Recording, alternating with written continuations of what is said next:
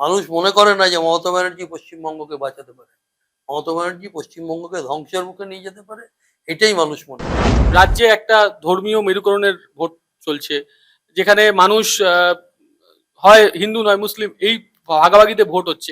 সে জায়গায় দাঁড়িয়ে আপনারা কি করে, আপনারা তো সেকুলারিজমে বিশ্বাস করেন, আপনারা কি করে বিশ্বাস করছেন যে মানুষ এই সমস্তকে বাদ দিয়ে অন্য ইস্যুগুলোকে কাজে লাগাবে? কামারহাটির মাটিতে সলিল চৌধুরীরা এসছেন, আরএসএস এর হেডকোয়ার্টার নাগপুর থেকেই তো তৃণমূলেরও সিম্বল তৈরি হয়েছে, আর বিজেপির সিম্বল সেখান থেকেই তৈরি হচ্ছে। মোদী বলেছিলেন বছরে 2 কোটি বেকারের চাকরি, 12 বছর সরকার চালিয়েছেন, 24 কোটি বেকারের চাকরি হওয়ার কথা ছিল। তথ্য কি বলে? মানুষবাবু, এসআইআর এর ভূমিকা কামারহাটি বিধানসভায় কিভাবে পড়তে পারে আপনার মনে হয়? আর মন্দির মসজিদের ঝগড়ায় কি লাভ হবে? বেকার ছেলেরা চাকরি পাবে? মন্দির মসজিদের ঝগড়ায় আজকে পশ্চিমবাংলায় যে শিক্ষার হাল, সেই শিক্ষার হাল কি পরিবর্তন হবে? আর মদন মিত্র, অল ইন্ডিয়া তৃণমূল কংগ্রেসের, তো তার কাজ বা কর্ম নিয়ে মানুষের কি ক্ষোভ বিক্ষোভ, বা আপনারা কিভাবে এটাকে পর্যবেক্ষণ করছেন? একটাও মৌলিক পরিবর্তনের কাজ যেটা সমস্ত মানুষের স্বার্থে লাগবে, কামারহাটি পৌর এলাকায়, কামারহাটি বিধানসভা এলাকায় হয়। এমনকি তৃণমূলকে যারা ভোট দিয়েছিল, তৃণমূলের হয়ে যারা কাজ করছে, তারাও বলছে আপনাকেই আমরা ভোট দেব। আজকে যে শূন্যটা আছে, আপনি 4 মে যখন ইলেকশনের ফল বেরোবে, তখন দেখবেন সেই শূন্যটা পরিবর্তন হয়ে এমন পরিবর্তন হবে যে পরিবর্তনের কারণে গোটা পশ্চিমবাংলার মানচিত্র পাল্টে যাবে। আমরা যদি 21-22টা আসন পাই, গোটা পশ্চিমবাংলায় বামপন্থীদের হাওয়া উঠবে, অন্য সব পার্টি শেষ হয়ে যাবে এবং পাবো আমরা। কামারহাটি মানুষের কি চাহিদা আপনার মনে হয়? কামারহাটির মানুষের চাহিদা, আমি তো কামারহাটির নমস্কার, আপনারা দেখছেন ইনফো পালস বেঙ্গল। আমরা মুখোমুখি সোজা কথায় আমাদের সামনে উপস্থিত হয়েছেন, যেখানে বাংলার ভোটের দামামা বেজে গেছে সেই কামারহাটির প্রার্থী, সিপিআইএম প্রার্থী, বা বলা চলে বাম মনোনীত সিপিআইএম প্রার্থী মানস মুখোপাধ্যায়। ওনার সঙ্গে আমরা কথা বলে নেব। কি বলছেন মানসবাবু, ভোটের যুদ্ধে কিভাবে তার প্রস্তুতি, সেই নিয়ে আমরা কথা বলে নেব। নমস্কার মানস। নমস্কার।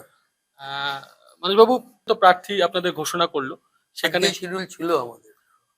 সেখানে আপনার নাম কামারহাটিতে, আপনি 2021-এ যদিও কামারহাটি থেকে আপনি প্রতিদ্বন্দ্বিতা করেননি, তো সেক্ষেত্রে আবার আপনি ভোটের ময়দানে, কেমন লাগছে? আমি এর আগেও তো 3-4বার ইলেকশন লড়েছি, 3বার জিতেছি। আজকে নতুন অনুভূতি কিছু হওয়ার কারণ নেই। পার্টি আমাকে বলেছে এই সিটটা উদ্ধার করতে হবে, এই সিটে কন্টেস্ট করতে হবে। আমি আবার রাজি হয়েছি, পার্টি মনোনীত করেছে। এবার পার্টিকে এই সিটটা উপহার দেওয়া বা মানুষের সমর্থন নিয়ে এই সিটটা পার্টিকে ফিরিয়ে দেওয়া, এটাই আমার দায়িত্ব। নিজের ফাইন্যান্সিয়াল বিজনেস শুরু করতে চান? ভারতের টপ ব্যাংকিং ও ফাইন্যান্স সেক্টরের সঙ্গে পার্টনার হওয়ার সুযোগ এখন আপনার হাতের মুঠোয়। Low refundable investment, high profit, wide product range, সাথে full end to end support. সময় কিন্তু সীমিত, এখনই যোগাযোগ করুন 7003571225-এ। লিমিটেড অফার, আজই অ্যাপ্লাই করুন। Start your own financial business today. 2001-2006 আপনি এইখান থেকে জয়ী, তারপরে আবার 2016-তে আপনি পুনর্বার নির্বাচিত হন। কামারহাটি মানুষের কি চাহিদা আপনার মনে হয়?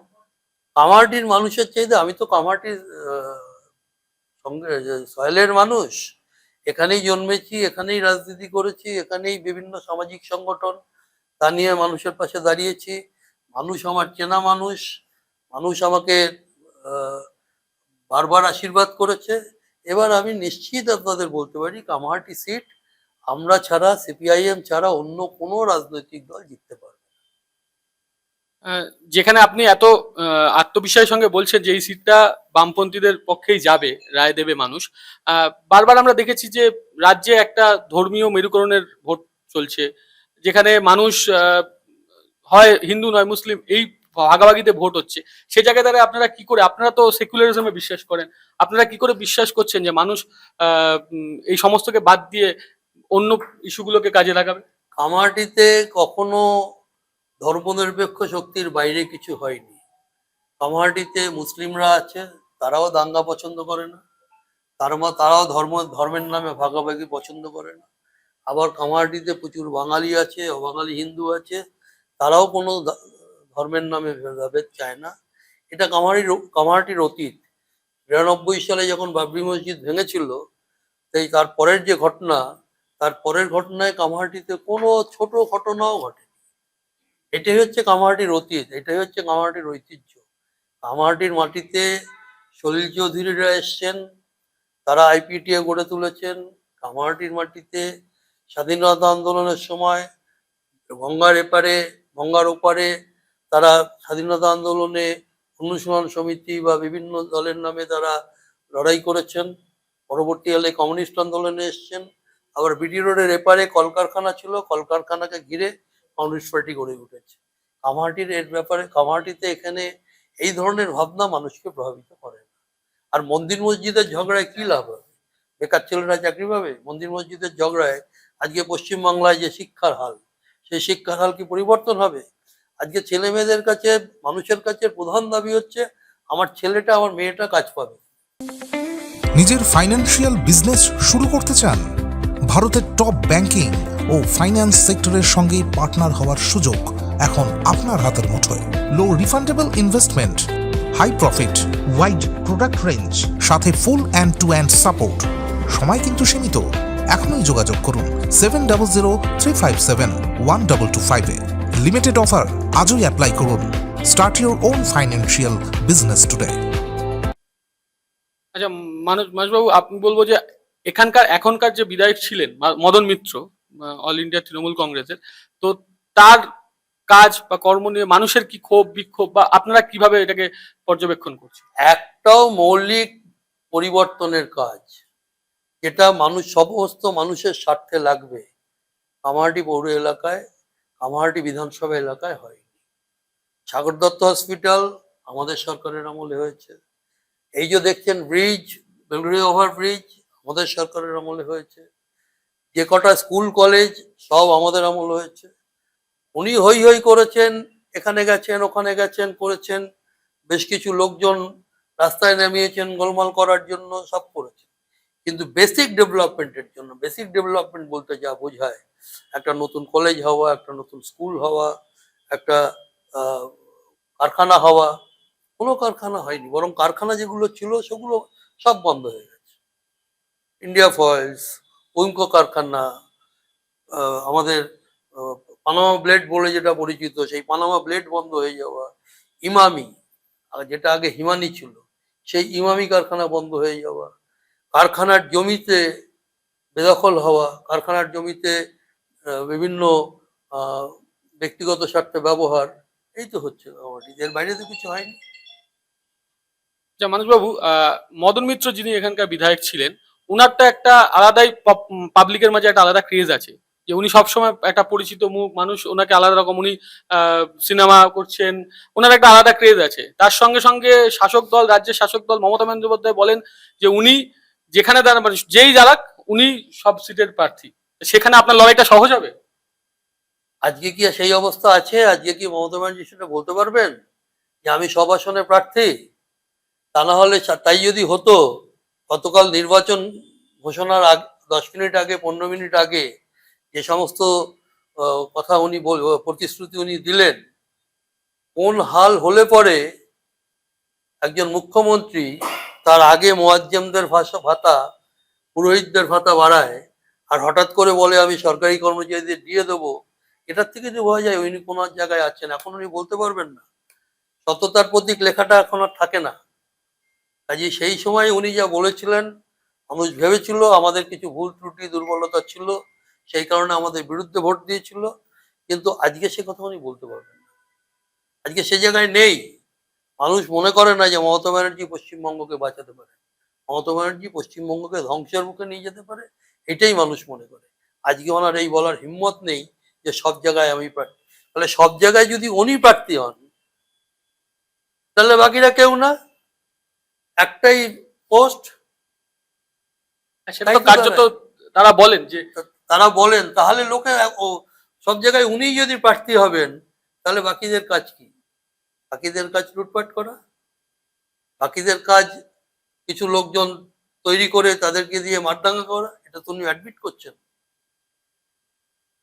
আচ্ছা আমাদের পার্টিতে তো আমরা বলি না, আমাদের যখন বুদ্ধবাবু ছিলেন, যখন জ্যোতিবাবু ছিলেন, জ্যোতিবাবু বলতেন যে আমি সব আসনের প্রার্থী। বুদ্ধ ভট্টাচার্যকে কোনোদিন বলতে হয় যে আমি সব আসনের প্রার্থী? এটা তো নিজের দুর্বলতা, নিজেদের দুর্বলতার কারণ। মানসবাবু, এটা তো শাসক দলের পক্ষ থেকেও বলবে আপনাদের সম্পর্কে যে যে দল শূন্য তাদেরকে তো ধর্তব্যের মধ্যেই ধরা জায়গা নেই, যে শূন্য একটা সিট নেই বিধানসভায়, তারা কি সিট পাবে? শূন্য দলও কি পরিমাণ হাজার হাজার মানুষকে জড়ো করে জমায়েত করে, কি করে আন্দোলন করে সেটা দেখছেন।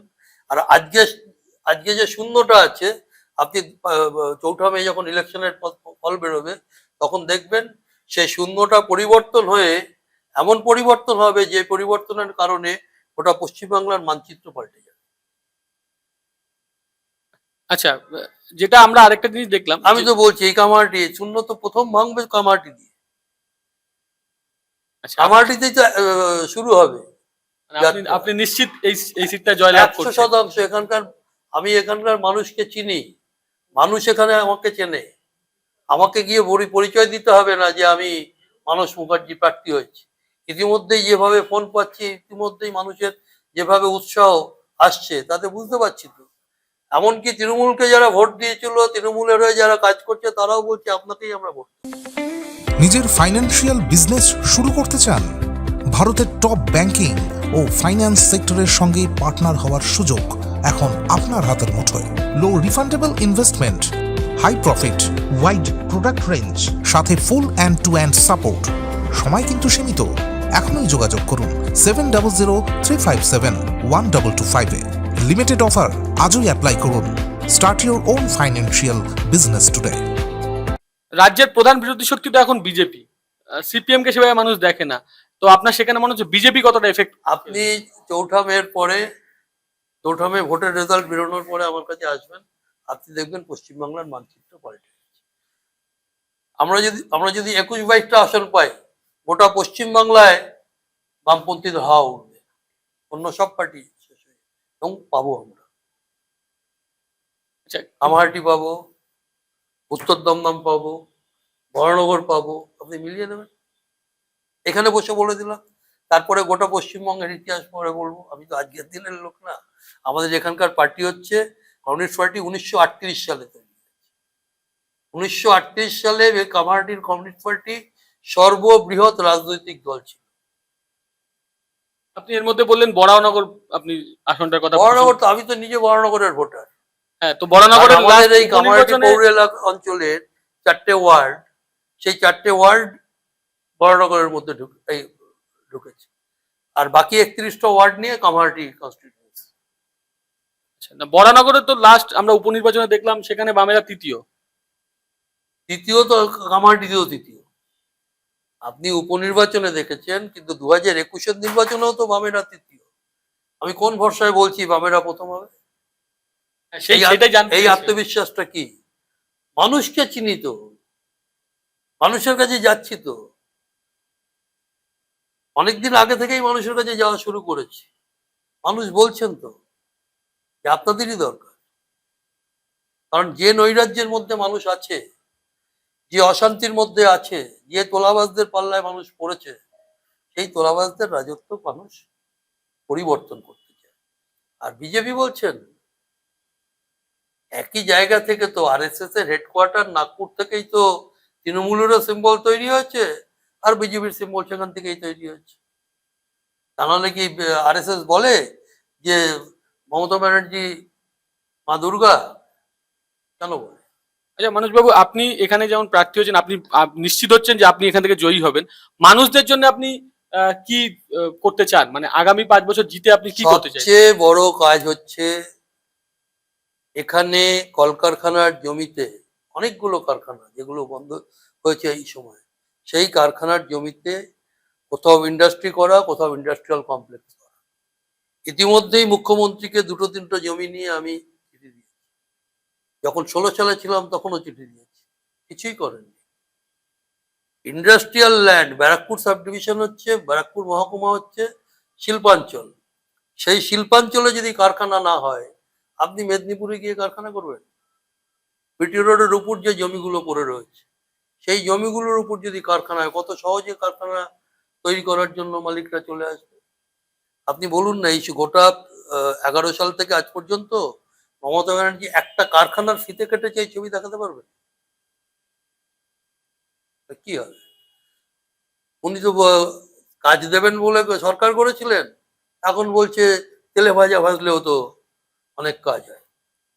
অনেক এখন তোকে ছেলে মাস্টার ডিগ্রি করা ছেলে আপনি দেখবেন, এই যে গিগ ওয়ার্কার যারা এইসব সাপ্লাই দেয়, তাদের মধ্যে দেখবেন গ্রাজুয়েট ছেলেতে ভর্তি, মাস্টার ডিগ্রি করা ছেলে পর্যন্ত এই কাজ করছে। কি করবে? যে এটাই তো গোটা ভারতবর্ষের প্রথম সমস্যা।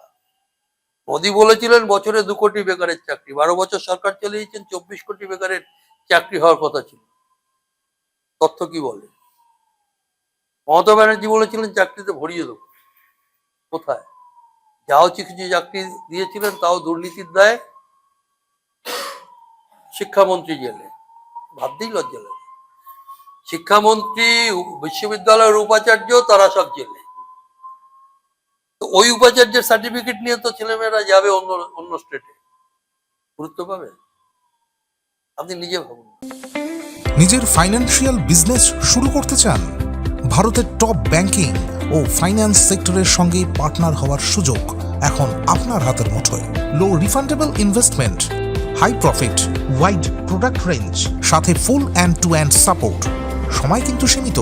এখনই যোগাযোগ করুন 7003571225 লিমিটেড অফার আজই অ্যাপ্লাই করুন। Start your own financial business today. আর রাজ্যের সরকার যে নতুন করে ভাতায় বৃদ্ধি করেছে, 500 টাকা লক্ষ্মীর ভান্ডারে বাড়িয়েছে, যুবসাথী এনেছে, এগুলোর এফেক্ট কি মনে হয় আপনার? দেখুন, আমরা চাই সমাজে মহিলাদের যে মর্যাদা, সেই মর্যাদা অনুযায়ী তারা মর্যাদা পাক। আমরা এই ভাতার বিরুদ্ধে না। আমরা ইতিমধ্যেই আমরা বলেছি যে আমরা যদি সরকার গড়ার ক্ষেত্রে কোনো ভূমিকা পালন করতে পারি, আমরা তাহলে সেই মর্যাদা অনুযায়ী, এ তো কারোর নিজের পকেটের টাকা না, সরকারের টাকা মানে মানুষের টাকা, জনগণের টাকা। জনগণের টাকা জনগণকে দিচ্ছেন। যুবসাথী করেছেন, যুবকদের দিচ্ছেন, কিন্তু যুবসাথীতে তো তাদের পেট ভরবে না, তাদের তো চাকরি চাই। সেই চাকরিটার কি হবে? কাজে সেই কারণেই মানুষ এসব বুঝছে। যার জন্য দেখবেন যারা লক্ষ্মীর ভান্ডার পাচ্ছেন তারাও বলছেন যে আমরা আমাদের টাকা পাচ্ছি। যুবসাথী যারা নিচ্ছেন তারাও বলছেন আমরা আমাদের টাকা পাচ্ছি। কারণ সরকারের টাকা মানে তো তারও টাকা। জিএসটি কাকে দিতে না হয়? সবাইকে দিতে হয়। আপনি একটা ওষুধ কিনবেন, আপনাকেও জিএসটি দিতে হবে। একজন রিক্সা শ্রমিক একটা ওষুধ কিনবে, তাকেও জিএসটি দিতে হবে। কাজে এটা মানুষ বুঝে গেছে। যে মানুষবাবু, এসআইআর এর ভূমিকা কামারহাটি বিধানসভায় কিভাবে পড়তে পারে আপনার মনে হয়? কামারহাটি বিধানসভায় এসআইআর যে খুব একটা বড় প্রভাব ফেলেছে তা না, কিন্তু আছে 7-8 হাজার।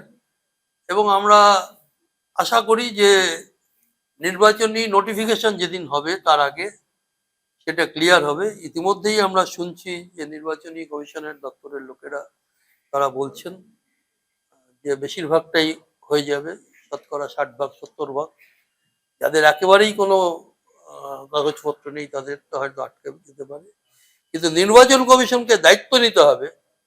এই যে 60 লক্ষ ভোটারের ভোট আটকে আছে, এই ভোটারদের বাদ দিয়ে কোনো নির্বাচন হতে পারে না। এটা আমাদের পরিষ্কার। যারা যোগ্য ভোটার তাদের প্রত্যেকের নাম ভোটার লিস্টে রাখতে হবে। আচ্ছা, আপনাদের দলের থেকে বারবার বলা হয় নবীন মুখেদের সামনে, যেটা আমরা দেখেছি, অতীতেও দেখেছি যে নবীন মুখদেরকে ভোটের মুখ সামনে এগিয়ে দেওয়া হয়েছে। সেখানে এবার কামারহাটি দল আপনাকে ভরসা করলো, আপনার মতো প্রবীণ বাম নেতা। আচ্ছা, আপনি নবীন দেখুন না, বরানগরে সায়নদীপ মিত্র, এখানে উত্তর দমদমে দীপশিতা ধর, আপনি পানিহাটিতে যান কলতন দাশগুপ্ত, আপনি হরদায় যান সেখানে দেবজ্যোতি দাস, আপনি নোয়াপাড়ায় যান সেখানে গার্গী চ্যাটার্জি। এত নবীনের মধ্যে আমাদের পার্টিটা চলে নবীন প্রবীণ মিলিয়ে। আজও বিমান বোস বামফ্রন্টের চেয়ারম্যান, আজও বিমান বোস যে পরিশ্রম করতে পারেন, যেভাবে পার্টিকে গাইড করতে পারেন, আমাদের পার্টি তো কখনো বলেনি যে শুধু নবীনদের পার্টি হবে। নবীন প্রবীণ মিছিয়েই। তা সেখানে আপনি 10টা হয়তো অল্প বয়সী ছেলে দাঁড়িয়েছে, পার্টি মনে করেছে একটা সিনিয়র লোককে দরকার দিয়েছে। আচ্ছা কারণ আমি তো 2021-এ দাঁড়াতে চাইনি, আমি 2021-এ পার্টি বলার পরেও বলেছি যে না, নতুন। কাজে এটা আমাদের পার্টিতে এই জিনিস আচ্ছা, অন্য পার্টিতে প্রবীণ দেখান তো। খড়দায় এখনো শোভন চ্যাটার্জি এমএলএ, আবারও দাঁড়াবে, খুব নবীন। নরেন্দ্র মোদী কি খুব নবীন ক্যান্ডিডেট? কাজে শুধু আমাদের পার্টির ক্ষেত্রে আপনারা এটা দেখেন কেন? আমরা চিরকালই কমিউনিস্ট পার্টি, সব সারা পৃথিবীতেই কমিউনিস্ট পার্টি চলে নবীন প্রবীণের সংমিশ্রণে। নিশ্চিতভাবেই নতুন নেতাদের নিয়ে আসতে হবে। এই যে যারা ক্যান্ডিডেট হচ্ছে, বড়নগরে সায়নদীপ মিত্র, তাকে তো আমি হাতে ধরে ছাত্র আন্দোলন থেকে আজকে পার্টিতে নিয়ে এসেছি। খড়দায় যে ক্যান্ডিডেট হচ্ছে, সে তো আমার বেলগুড়িয়ার ছিল। তাদের তো এইভাবেই তুলো। আমরা তো নবীনদেরই সামনে নিয়ে আসতে চাই, যার জন্য 21-এ আমি না দাঁড়িয়ে বলেছিলাম সায়নদীপের মতন ছেলেদের ক্যান্ডিডেট। কাজে আমি কোনো পদ আঁকড়ে আছি এমনটা না, আমাদের কেউ কোনো পদ আঁকড়ে আছে এমনটা না। পার্টি মনে করেছে যে এখানে আমার ক্যান্ডিডেট হওয়া উচিত, বলেছে, রাজি হয়েছে। না হলে অন্য যদি ক্যান্ডিডেট হতো, তার জন্য জান কবুল করে লড়াই করতাম। এ নিয়ে কোনো দ্বিধা দোদুল্যমানতা আমার তো নেই একেবারে। নিজের ফাইন্যান্সিয়াল বিজনেস শুরু করতে চান? ভারতের টপ ব্যাংকিং ও ফাইন্যান্স সেক্টরের সঙ্গে পার্টনার হওয়ার সুযোগ এখন আপনার হাতের মুঠোয়। Low refundable investment, high profit, wide product range, সাথে full end to end support. সময় কিন্তু সীমিত, এখনই যোগাযোগ করুন 7003571225-এ। লিমিটেড অফার, আজই অ্যাপ্লাই করুন। Start your own financial business today. আচ্ছা মনোজবাবু, 1 মাসের উপর প্রচারের সময় পাবেন, কি চমক থাকবে প্রচারে? প্রচারে নতুনত্ব কিছু নেই। প্রচারে নতুনত্ব কি, আমি যেখানেই যাব সেখানেই মানুষ আমাকে সহজে চিনে ফেলবে। অনেক অল্প বয়সী ছেলে আছে যাদের হয়তো এখন 20-21 বছর বয়স, তারা হয়তো আমাকে সামনাসামনি দেখেনি, কিন্তু জানে মানস মুখার্জি নামটা, তারা জানে। গিয়ে যখন দাঁড়াবো তাদের সামনে, তারা আমাকে জড়িয়ে ধরবে, আর আমিও তাদের জড়িয়ে ধরবো। ভোটারদের কাছে কি বার্তা নিয়ে যাবেন? ভোটারদের কাছে বার্তা একটাই, বাংলাকে বাঁচান। আর বাংলাকে বাঁচানোর জন্য কামারহাটিকে বাঁচান। কামারহাটিতে যে নৈরাজ্য, কামারহাটিতে যে অশান্তি, কামারহাটিতে যে গুন্ডারাজ, তোলাবাজের রাজ, তাকে বন্ধ করুন। আর কামারহাটির যে ইন্ডাস্ট্রিগুলো বন্ধ হয়ে গেছে, সেই ইন্ডাস্ট্রিগুলো চালানোর সাহায্য করুন। আর মানুষ রাস্তায় নামুন, নির্ভয়ে ভোট দিন। আমরা আছি রাস্তায়, কথা হবে চোখে চোখ রেখে, লড়াই হবে। সেই লড়াইয়ে যদি কোনো বাধা আসে, সেই বাধাকে অতিক্রম করার জন্য যে লড়াই করার দরকার, সেই লড়াই করব। আপনি বলছেন বুথের লড়াইটাও লড়া যাবে? বুথের লড়াইটাও লড়বো, রাস্তার লড়াইটাও লড়বো, ভোটের লড়াইটাও লড়বো এবং জিতবো। আপনারা শুনলেন, এতক্ষণ ধরে আমাদের সামনে কথা বললেন কামারহাটির বাম মনোনীত প্রার্থী মানস মুখার্জি। উনি নিশ্চিত, উনি 4 মে জয়লাভের মাধ্যমে এই আসনটি বামেদেরই যাবে, এটি উনি নিশ্চিত বলে জানাচ্ছেন। দেখা যাক, আমরা অপেক্ষা করবো 4 মের জন্য। অবশ্যই তারপরে আপনাদের সঙ্গে যোগাযোগ করবো। দেখতে থাকুন ইনফোপালস বেঙ্গল, সঙ্গে থাকুন আমাদের।